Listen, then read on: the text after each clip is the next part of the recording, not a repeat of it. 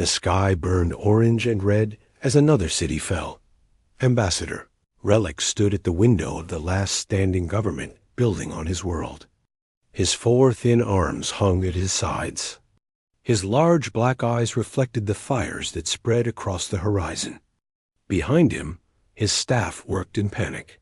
They sent messages to every corner of the galaxy, begging for help that would never come. The Velen were a peaceful people. They had lived on their small moon for 50,000 years. They built beautiful cities. They wrote poetry. They studied the stars. They never developed weapons because they never needed them. Their world was gentle. Their sun was warm. Life was easy, and so they became easy prey. The Krath Dominion had arrived 3 days ago. Their ships filled the sky like a swarm of black insects. They did not send warnings. They did not make demands. They simply began to destroy. The Krath had conquered 17 species across the galaxy. They took worlds, stripped them of resources, and enslaved or killed anyone who lived there. No one ever stopped them. No one ever tried. Relic watched as another Krath warship descended through the clouds. It moved slowly, almost lazily. The Krath knew there was no resistance here. The Velen had nothing to fight with. Their bodies were fragile, evolved for a world with gravity so low that a fall from a table could break bones. They could not run. They could not hide. They could only wait to die. Ambassador, one of his assistants, called out. Her voice shook with fear. We have tried every channel. The Galactic Assembly will not respond. The trade unions have closed their borders. No one will help us. Relic did not turn around. He had expected this. The galaxy operated on simple rules. The strong took what they wanted. The weak either served or died. Intervention meant war, and no species wanted war with the Krath. There is one more option, Relic said quietly. The universal frequency. His assistant went silent. The universal frequency was forbiddance. It was a channel reserved for the most extreme urgencies. Any species could hear it. Any species could respond. But using it was considered an act of desperation, so profound that it marked a civilization as beyond saving. Ambassador, if we broadcast on that frequency, we admit to the galaxy that we are finished. We are finished, Relic replied. But perhaps someone out there does not know the rules. He walked to the central console. His thin fingers moved across the controls. The broadcast system hummed to life. Relic composed his message carefully. He spoke of his people. He spoke of the children hiding in shelters. He spoke of the Krath ships raining fire on hospitals and schools. He begged. He pleaded. He asked any species, anywhere, to please help them. The message went out into the void. Relic expected nothing. The galaxy was vast and cold, and mercy was a luxury that evolution did not favor. He returned to the window and waited for them waited. End. But the signal traveled dot. It passed through relay stations and communication satellites. It bounced off asteroid fields and slipped through wormholes. It spread across light years in moments, touching thousands of worlds. Most ignored it. Some listened and felt pity, but did nothing. A few considered responding, but decided the risk was too great. And then the signal reached a small blue planet orbiting an ordinary yellow star. Earth. Captain Tehyuk was on duty when the transmission arrived. He sat in the communication center of the United Earth Response Fleet, a cup of cold coffee beside him. He was 53 years old, with gray hair and deep lines around his eyes. He had fought in 3 wars. He had watched friends die. He had killed enemies who probably deserved to live. The universe had taught him that life was hard and that survival required hard choices. The message played through his headset. He listened to the alien voice, translated by the computer into Korean. He heard the fear. He heard the desperation. He heard a father talking about his children. Tae-hyuk set down his coffee. He pulled up the source location. The Velen system was far, nearly 200 light-years away. The Galactic database classified it as a minor civilization. No military value, no strategic importance. The craft Dominion was listed as a Class 3 aggressive power, responsible for multiple planetary conquests. The database also included a note about Earth. It was labeled a Class 12 Death World. Tae-hyuk smiled at that. He had seen the classification before. Alien scientists had studied Earth from a distance and concluded that intelligent life should not exist there. The gravity was crushing. The atmosphere was corrosive. The weather could kill in minutes. The wildlife was made of teeth and claws and poison. Even the plants fought back, but humans had survived it all. They had crawled out of the mud and learned to use fire. They had tamed animals that wanted to eat them. They had built cities in deserts and jungles and frozen wastelands. They had split the atom and walked on their moon and reached for the stars. Earth had tried to kill humanity for 200,000 years. It had failed. Tae-hyuk took the message to Admiral Hana. She was in her office, reviewing fleet reports.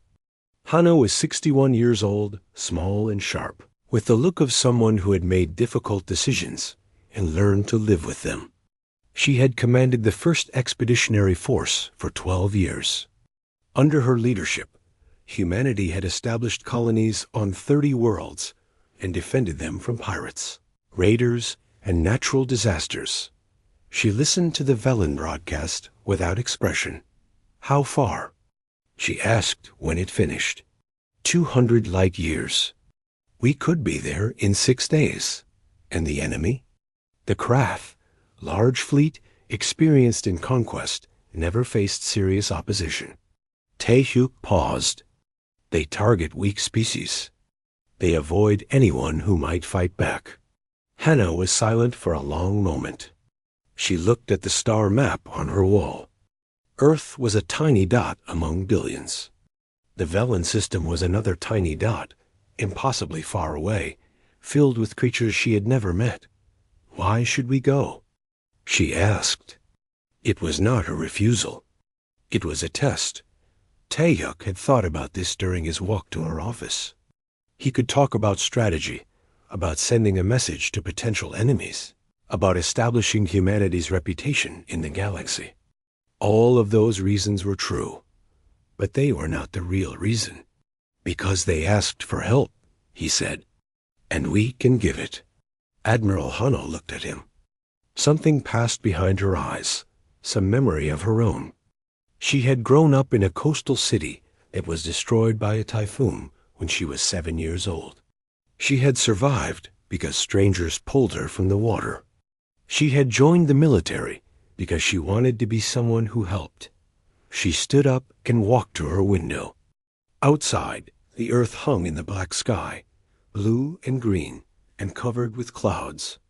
It was beautiful and deadly, a world that had forged a species of survivors. "Prepare the fleet," she said. We answer.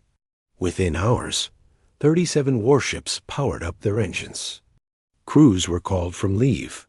Weapons were loaded. Medical bays were stocked. Across Earth's orbital stations, thousands of humans prepared for war. None of them had ever met a Velen. None of them knew what the aliens looked like, how they lived, what they believed. It did not matter. Someone was hurting them, and humanity had the power to stop. The fleet jumped to faster-than-light speed. Galaxy was about to meet the Deathworlders. The Velen had accepted. Death dot in a refugee camp outside the last standing city. Thousands of survivors huddled together. They were thin creatures with pale blue skin and 4 arms that trembled with exhaustion. Their large eyes had grown dull. Children clung to parents who had no comfort to give. The elderly sat in silence, remembering a world that would never exist again out above them. Krath warships circled like predators, waiting for the right moment to strike. The aliens had stopped their bombardment. They were taking their time now, enjoying the fear, letting their prey suffer before the final blow.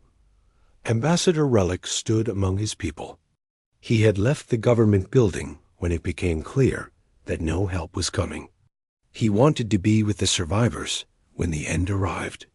He wanted them to know that someone in authority had stayed. A young mother approached him. She held a small child in her lower arms, while her upper arms wiped tears from her face. "Will it hurt?" she asked. "When they come for us?" Relic did not know what to say. He had heard stories about craft conquests. Some species were enslaved. Others were simply erased. He did not know which fate awaited the Velen, but he knew that neither was kind. Before he could answer, the sky changed. It started as a shimmer, like heat rising from hot ground. Then space itself seemed to tear open. Brilliant light poured through the cracks, and from that light came ships. They were not craft ships. They were different, built from hard angles and thick armor. They looked like weapons given form, like violence made solid. 30-7 of them emerged from the light. The craft responded immediately. Their warships turned toward the newcomers, weapons powering up. Across all frequencies, a craft commander broadcast a warning. This system belonged to the Dominion. Any interference would be met with total destruction. The response came in a language the Velen did not recognize.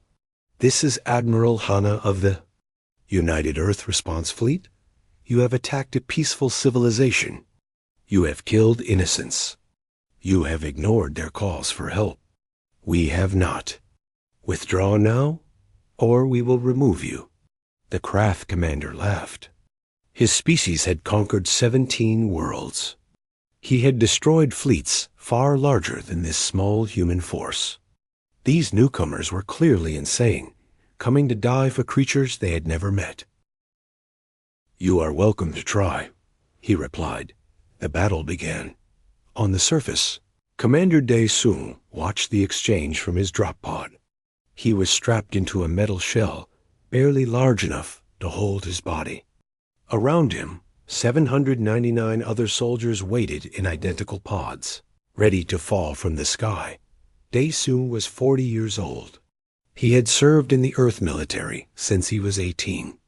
He had fought on frozen moons and burning deserts. He had lost 3 fingers on his left hand during a mining colony rebellion and had them replaced with metal ones that worked even better. He was not afraid of the craft. He had seen worse. "Drop in 30 seconds, the ship's computer announced. De Sung checked his rifle one more time. It was a simple weapon, designed for reliability. Human engineers did not trust complicated technology. They built things that worked, even when everything went wrong. "Remember your training," he said over the communication channel. "Protect the civilians. Eliminate threats. Come home alive." The pods launched. They fell through the atmosphere like meteors, trailing fire and smoke.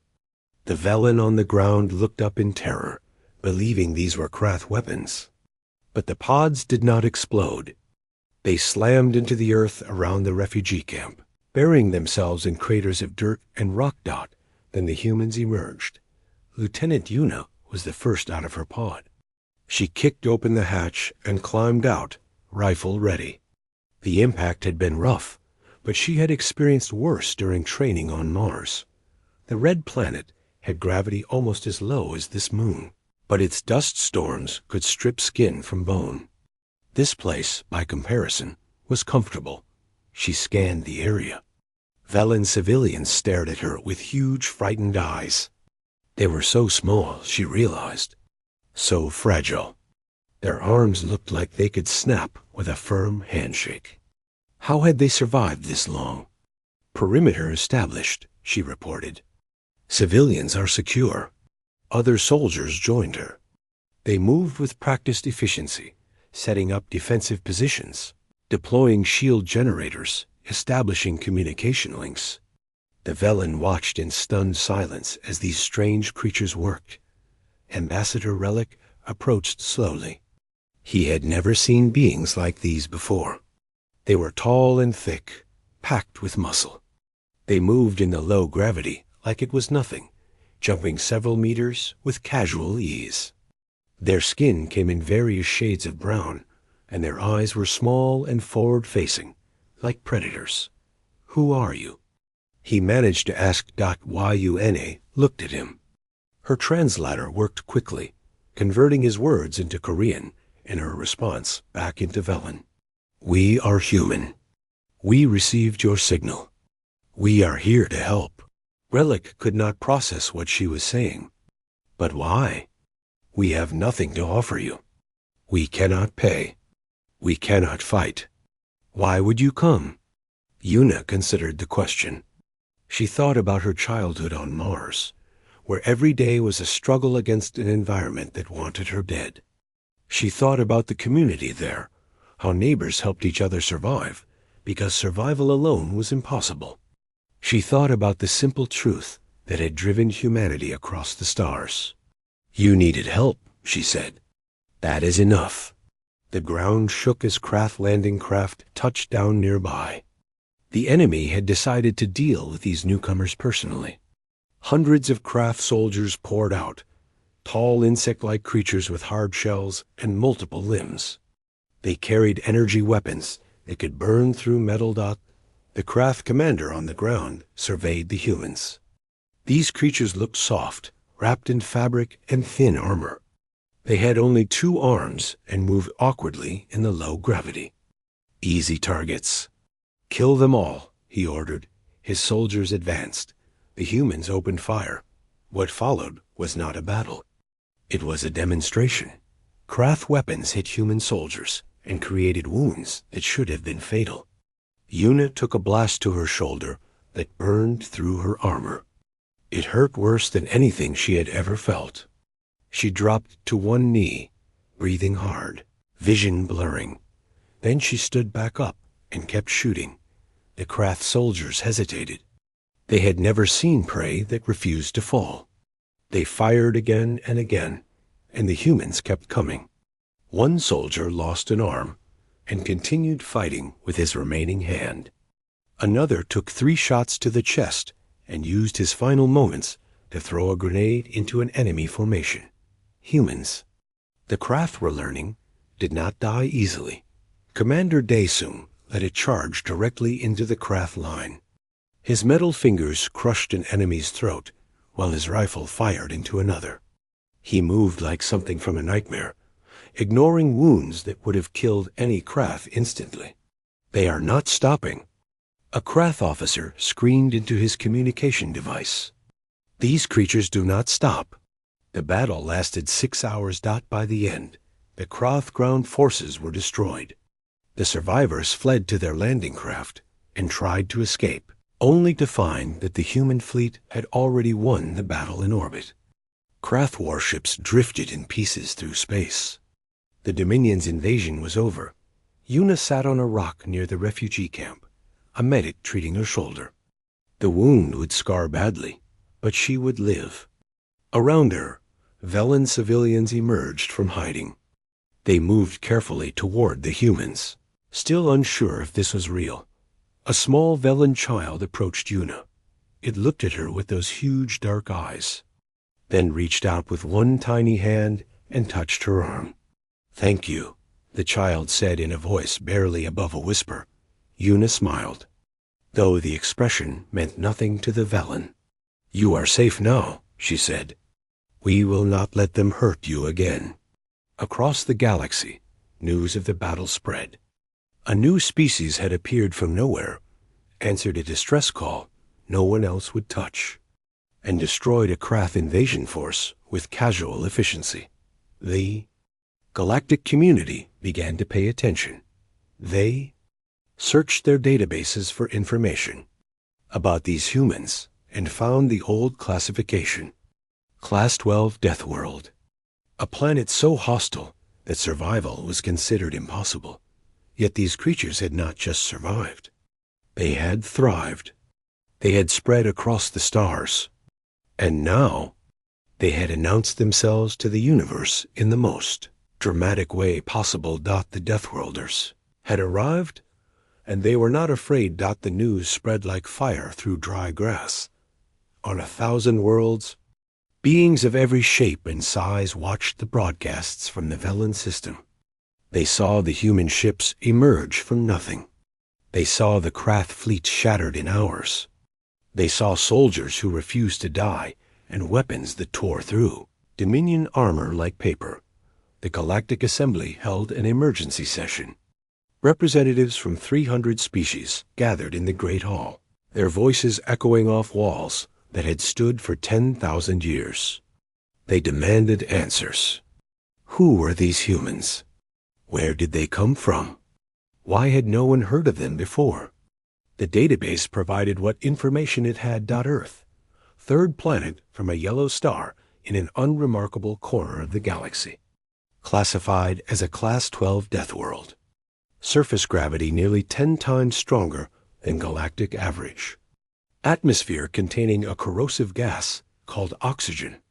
Weather patterns capable of generating storms that could destroy cities.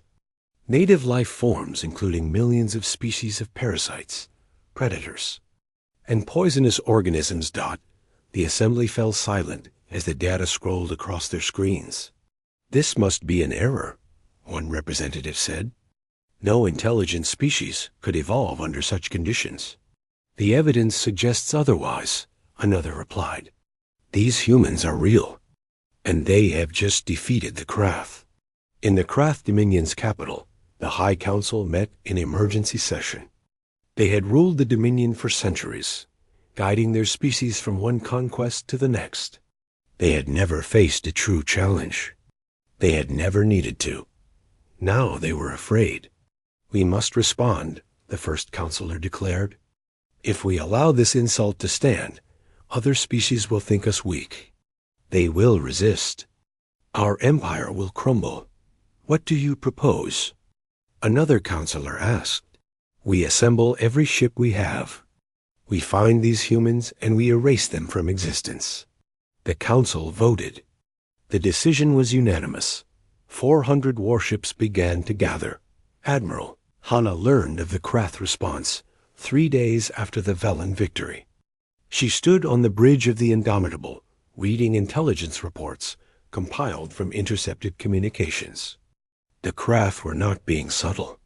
They wanted the galaxy to see what happened to species that challenged them. 400 ships, Captain Taehyuk said.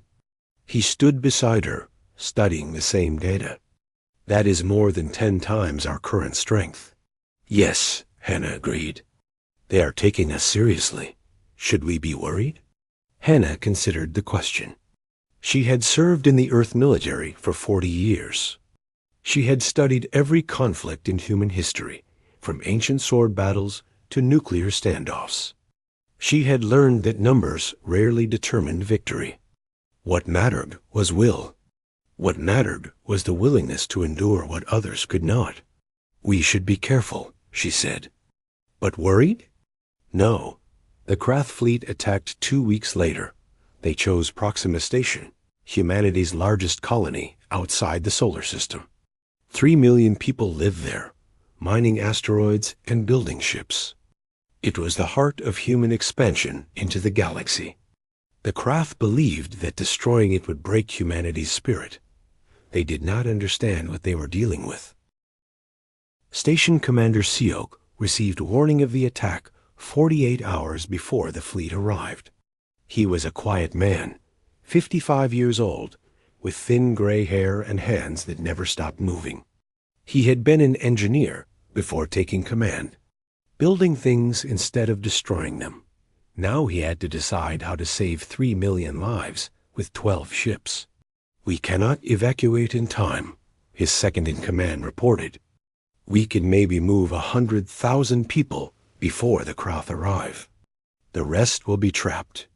Siok looked at the tactical display. 12 ships against 400. The math was simple. The math said they would lose, but Siok had grown up on Earth, in a city that flooded every spring. Every year the water came, and every year the people rebuilt. They did not run. They did not surrender. They found ways to survive that no one thought possible. "We do not evacuate," he said. "We fight, sir. Every person on this station is a potential soldier. We arm them. We train them. We turn this station into a fortress." His officers exchanged looks. This was not standard military doctrine. Civilians were supposed to be protected, not weaponized. But there was nothing standard about humanity. Within hours, the transformation began. Engineers converted mining equipment into weapons. Maintenance workers built barricades in every corridor. Teachers organized children into messenger units that could move through ventilation systems the craft could not fit through. Doctors prepared for casualties, stockpiling supplies in protected areas. Gia was 17 years old. She was studying to be an engineer, dreaming of building bridges on new worlds. When the alert came, she reported to the Weapons Fabrication Center, along with her classmates. "We need drones," the supervisor told them. "Mining drones." "Lots of them? What for?" Gia asked. "We are going to fly them into craft ships." Gia blinked. Mining drones were designed to break apart asteroids. They carried small explosive charges for cracking rock. It was not elegant, but against the exposed parts of a warship, they could do real damage. "How many do you need?" she asked. "As many as you can make in 48 hours. Gia and her team worked without sleep. They built over 2,000 drones in 2 days. Other teams built more. By the time the craft arrived, Proxima Station had become a hive of activity, every person contributing something to the defense. The craft fleet dropped out of faster than light, travel expecting easy prey. What they found instead was a cloud of drones that swarmed their forward ships, detonating against weapon emplacements and engine housings. The leading vessels fell out of formation, damaged and confused. "What is this?" The craft fleet commander demanded, not before anyone could answer. The 12 human ships attacked. They were outnumbered more than 30 to 1, but they did not fight like outnumbered ships. They plunged directly into the craft formation, weapons firing in all directions. They took hits that should have destroyed them and kept moving. Their crews fought through decompression and fire and system failures. Chief Engineer Wu Jin worked in the engine room of the Indomitable as the ship took damage. He was knee-deep in coolant fluid that had leaked from ruptured pipes. His hands were burned from touching overheated machinery. He had not slept in 30 hours. Reroute power from life support to forward weapons. Admiral Hana ordered over the communication system. Wu Jin did not hesitate. He pulled the necessary cables and made the connections. The air in the ship began to thin immediately.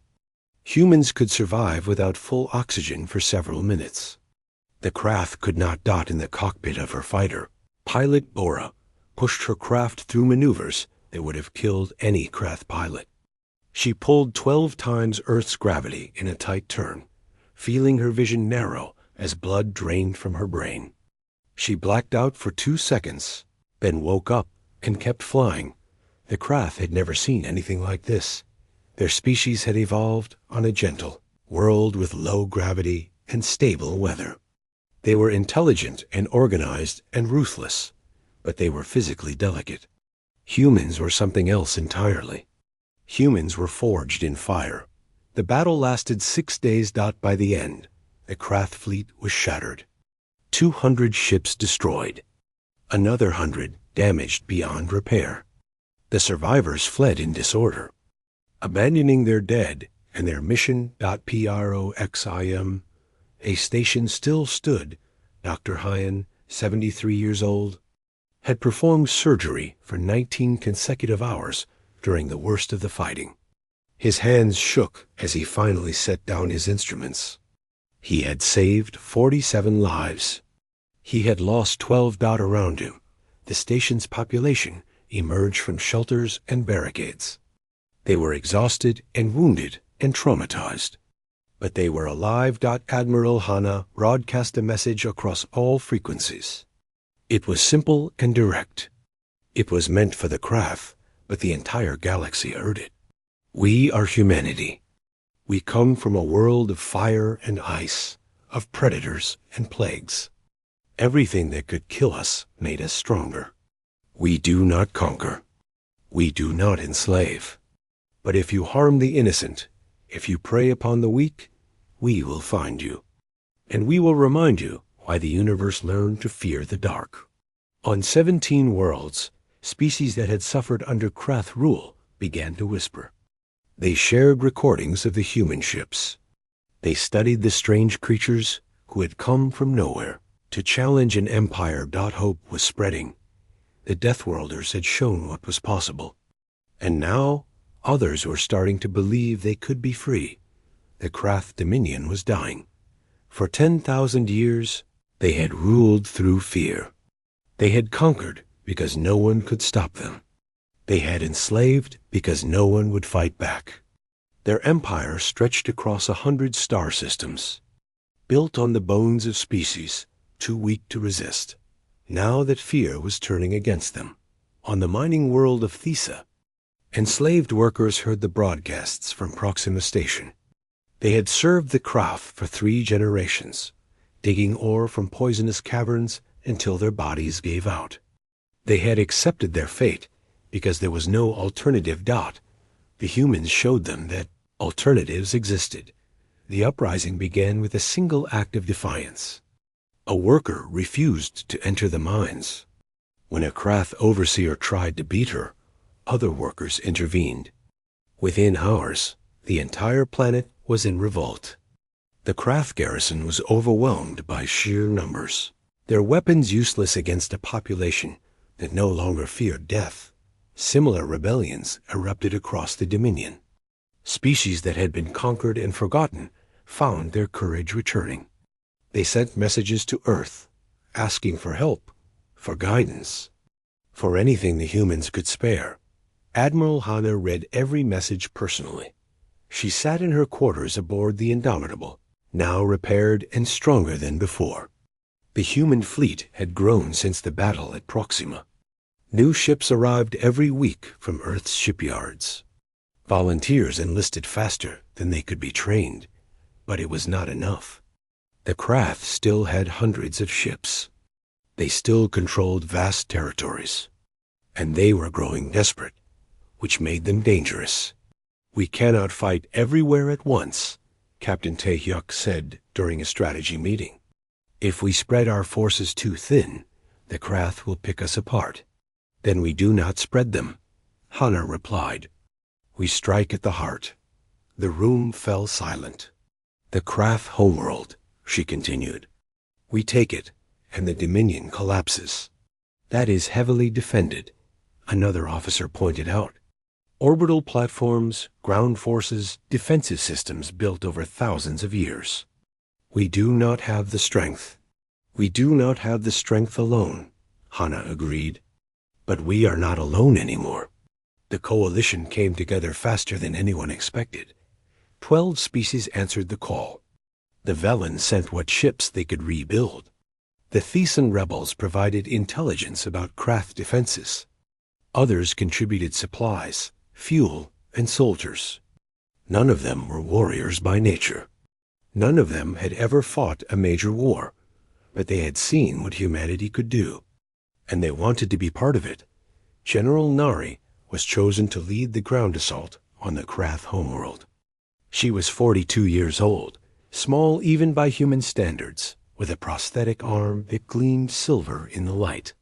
She had lost the original arm at age 9, attacked by a venomous snake in the Australian bush. She had crawled 3 kilometers to find help, keeping herself alive through sheer stubbornness. She was perfect for this mission. "The Krath expect us to be cautious," she told her troops before the attack. "They expect us to probe their defenses, to look for weaknesses, to play it safe. We are not going to do that. We are going to hit them so hard and so fast that they never recover." The coalition fleet jumped into the Krath home system in a formation designed to overwhelm sensors. Human ships led the assault, their armor absorbing the initial defensive fire. Behind them came the Allied vessels, smaller and weaker, but no less determined. The craft defense platforms opened fire. Energy beams crisscrossed the space above their world, trying to destroy the invaders before they could land. Ships on both sides exploded. The darkness of space filled with light and debris. Admiral Hana watched from the bridge of the Indomitable as her fleet pushed forward. They were taking heavy losses. Every destroyed ship meant hundreds of dead. But they could not stop now. This was the moment everything had been building toward. All ground forces begin descent, she ordered. The drop pods fell like rain. General Nari hit the ground running. Literally running. The craft homeworld had gravity even heavier than Earth, something the aliens had never expected any invader to handle. For Nari, it felt like coming home.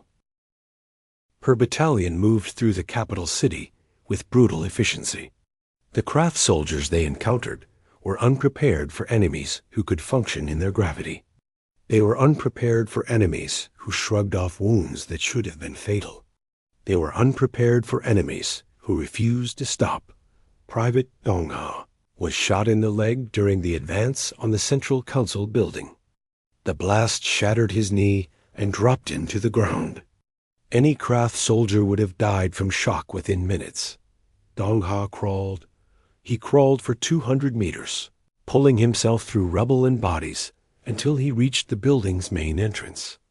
There, he propped himself against a wall and provided covering fire while his squad breached the doors. What is wrong with these creatures? A craft commander screamed into his communication device. They do not die. They do not stop. What are they? No one could answer. The Central Council building fell within 3 hours. Nari's forces swept through its halls, capturing craft officials who had ordered genocides and enslavement. They were not gentle. They were not kind. But they were also not cruel. Every prisoner was treated according to military law, given medical care if needed, kept alive to face justice. That was the difference between humanity and the Krath. Humans fought to protect. The Krath fought to destroy. In the end, that difference mattered. The Krath High Council surrendered at noon. Local time, the first counselor, who had ordered the attack on Proxima Station, was brought before General Nari in chains. He looked at her with hatred and confusion. How? He demanded. How did you do this? You are nothing. You are animals from a death trap of a planet. You should not even exist. Nari looked at him for a long moment. She thought about the species the Krath had destroyed. She thought about the children killed on the Velen homeworld. She thought about the slaves who had worked themselves to death in mines and factories. You are right, she said. We should not exist. Our planet tried to kill us every day for 200,000 years. But we survived. We survived because we learned to help each other. We survived because we never gave up. We survived because giving up was never an option. She leaned closer. You picked easy targets because you thought no one would stop you. You were wrong. The galaxy is not empty. The galaxy is not silent. And now, the galaxy knows that someone will answer when they call for help. The first counselor was led away to await trial. Across the Dominion, Krath forces laid down their weapons. Without their homeworld, without their leadership, the Empire collapsed like a house of cards. Systems that had been occupied for centuries declared independence. Slave populations walked free for the first. Time in generations. And humanity became legend, not because they were the strongest, not because they had the best technology, but because they had done something no one else would do. They had answered a call for help from strangers. They had fought for people they had never met. They had shown that the universe did not have to be cruel and cold and hopeless. The Galactic Assembly invited humanity to join. Admiral Hana accepted on behalf of Earth, but she made one thing clear. we will be your allies. We will be your friends. But we will never be your masters. If any species threatens another, if any power tries to conquer and enslave, we will be there. Not because we want war, but because some things are worth fighting for. The assembly voted unanimously to accept. A new era had begun. 1 year after the fall of the Krath Dominion, the galaxy gathered to remember. The ceremony was held on the Velen homeworld, in a field where a refugee camp had once stood. The scars of the invasion were still visible: burned buildings, craters from orbital bombardment, monuments to the dead. But new structures rose among the ruins. New life grew in the ashes. The Velen were rebuilding, slowly but surely, with help from species they had never known existed. Ambassador Relic stood at the center of the gathering. He was older now, his blue skin faded with age and stress. But his eyes were bright as he looked out at the crowd before him. Thousands had come. Velen survivors, Thyssen-freed slaves, representatives from all 12 coalition species. And humans. So many humans, standing among aliens who had once been strangers and were now friends. Admiral Hannah sat in the front row, dressed in her formal uniform. Beside her were Captain Tae Hyuk, General Nari, and dozens of other soldiers who had fought in the war. They had come to honor the dead and to celebrate the living. 1 year ago, Relic began, his voice amplified across the field, I stood in this very place and watched my world burn. I had sent a message into the void, begging for help I never expected to receive. I had accepted that my people would die alone and forgotten. He paused, gathering his emotions. Then the sky opened, and strangers came. They crossed 200 light years to save people they had never met. They fought and bled and died for us, and they asked nothing in return. He turned to look at the humans in the audience. I asked one of them why. Why come so far? Why risk so much for nothing? And she told me something I will never forget. She said that we needed help, and that was enough. Relic's voice cracked. That is not how the galaxy works. That is not how survival works. Every species we had ever encountered taught us that the universe is cruel, that the strong take and the weak suffer. But the humans showed us another way. They showed us that compassion is not weakness. They showed us that helping others is not foolishness. They showed us that even in the darkest void, there can be light. The crowd was silent. Some wept. Others simply listened. Today, we honor those who gave their lives in the war against the Krath, Human and Velen, Thyssen, and all the others. They did not die for conquest. They did not die for glory. They died because they believed that the galaxy could be better, and they were willing to sacrifice everything to make it so. He raised his 4 arms toward the sky. Let their names be remembered. Let their courage be our guide. And let us never forget what the humans taught us. That the answer to suffering is not indifference, but action. That the answer to evil is not surrender, but resistance. That the answer to a cry for help should always be yes. The applause lasted for a long time. After the ceremony, Admiral Hannah walked through the rebuilt streets of the Velen capital. She was tired. The past year had been exhausting, filled with diplomatic meetings and reconstruction efforts, and the constant work of building a coalition from scratch. She was 62 years old, and she felt every year of it. A small figure approached her. It was the Velen child who had touched Lieutenant Yuna's arm 1 year ago in the refugee camp. The child had grown, but those large dark eyes were the same. Admiral, the child said in careful, practiced human language. I wanted to thank you. Hannah knelt down to be at eye level. What is your name? Sora, the child replied. It is a human name. My parents gave it to me, to remember. Hannah smiled.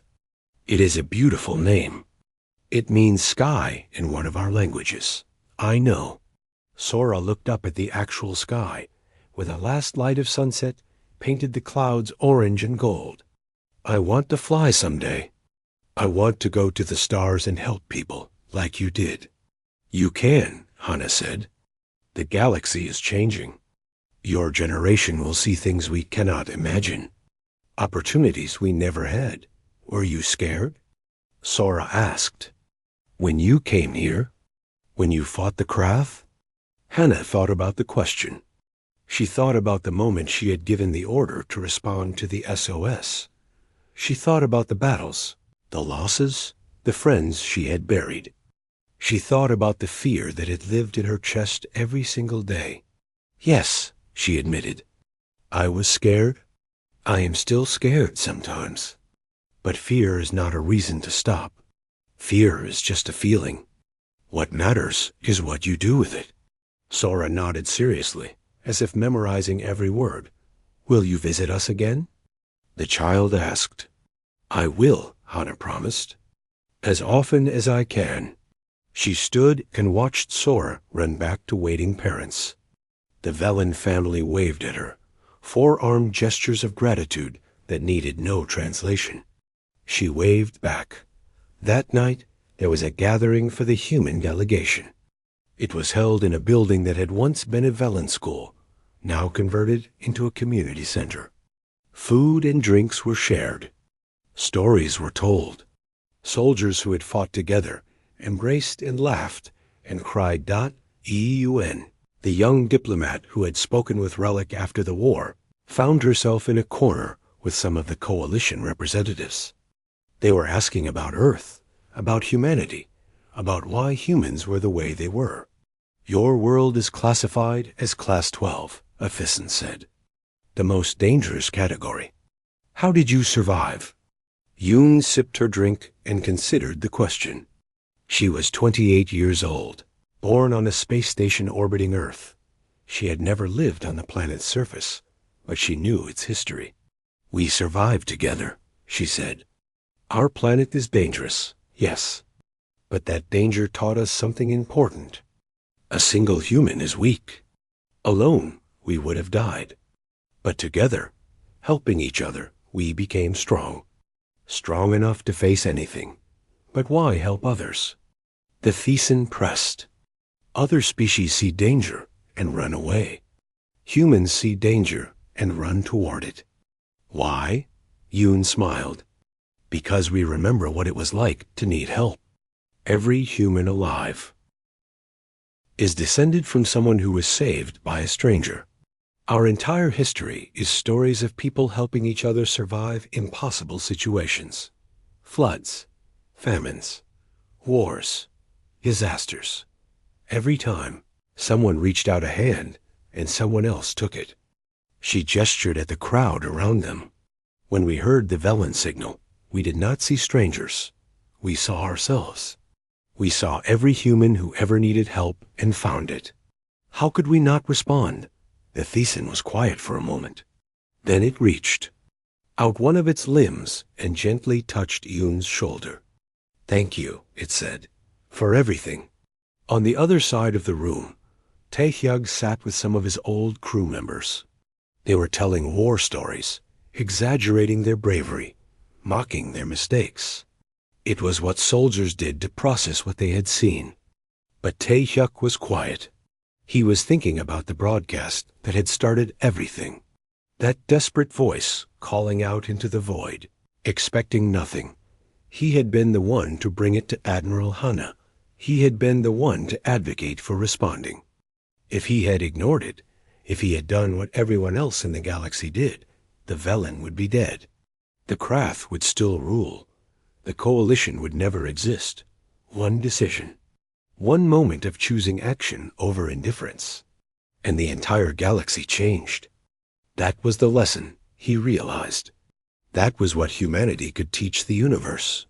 Not that humans were stronger or smarter or better, but that every individual had the power to change everything. That a single act of kindness could start a revolution. That hope was not naive, but necessary. He raised his glass. To the ones who did not make it, he said quietly. and to the ones who will carry on." The others echoed his toast. Outside, the stars came out one by one. They were the same stars that had shone on this world for billions of years, indifferent to the struggles below. But they looked different now. They looked like possibilities instead of threats. They looked like friends waiting to be met. The galaxy was vast and dark and full of dangers. But it was also full of life, full of potential, full of species who might be friends if given the chance. Humanity had shown what was possible. Now it was up to everyone else to decide what kind of universe they wanted to live in. A year after the Croth fell, the answer was becoming clear. The predators of the galaxy had learned a hard lesson. The weak were not alone anymore. Someone was watching. Someone was listening. And if you harmed the innocent, if you preyed upon the helpless, you would face the consequences. Humanity had struck back, and the galaxy would never be the same.